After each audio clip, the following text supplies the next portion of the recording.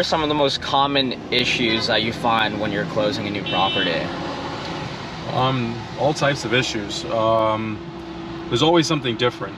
When you're in a real estate transaction, and hopefully this makes sense to you, there's a lot of different people involved, right? There's the buyer, which is typically me, or in most cases, there's the seller, there's my attorney, there's the seller's attorney, there's the bank, there's the bank's attorney, there's the appraiser, and then several other people that are involved as well. And each one of those people, the mortgage broker, everybody needs to do their job well in order for a transaction to go smoothly. And even sometimes people do their job too well, and they make the transaction difficult, if that makes sense to you. So there's just a lot of different things. I mean, in order to line a real estate transaction up to actually close, everything has to be in sync, right? The seller has to, and this is, I've had various things happen to me. One is I've had a seller actually pass away before a closing. We've had a clear to close, and 48 hours before we closed, the seller actually passed away. So that transaction died.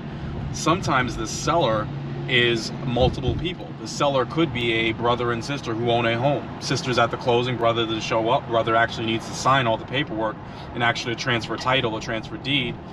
Brother gets cold feet and decides he doesn't want to sell, mom's home anymore. So in that case, everyone did everything that they were supposed to do. One individual decided that they didn't want to move.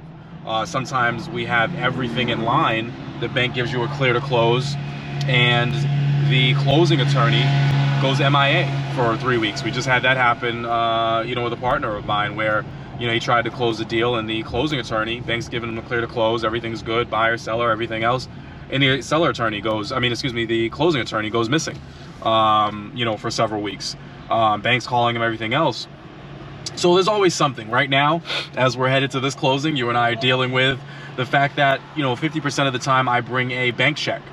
Sometimes I send a wire, sometimes I send a bank check, sometimes we need to, time is a little bit more pressing, especially during COVID.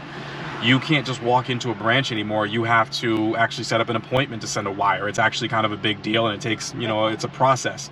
So my plan a couple hours before closing, as we're going in, is to grab a bank check and go. Closing attorney wants to tell me, an hour or two before the closing that they don't accept bank checks unless they're from Citizens Bank. Okay, really weird process, but now we're, driving around trying to find a Bank of America, which where the funds are at, that'll send a wire, or has somebody available to send a wire. In the next we got some entertainment on the here as well. Send a wire in the next hour or so. And you and I have been calling around, and can't find the branch that'll actually answer the phone. So we're gonna go find somebody that we can get in front of. So there's always going to be something, and that's what closing these things are about. That's part of being a real estate investor, is just kind of managing the chaos, managing problems, managing just everything that comes at you. There's always going to be some paperwork that someone forgot, something that often there's a final water reading that the seller didn't get, or and to tell you the truth, what I forgot is there's also two brokers in most of these transactions. I often do my stuff without a broker, but two brokers, two sales agents that also have to do their job correctly in most of these transactions. So you take buyer, seller, multiple buyers, multiple sellers, buyer's broker, seller's broker, mortgage broker, the actual bank, the closing attorney, the buyer's attorney, the seller's attorney. It's just, there's going to be something that goes wrong, so you have to prepare yourself.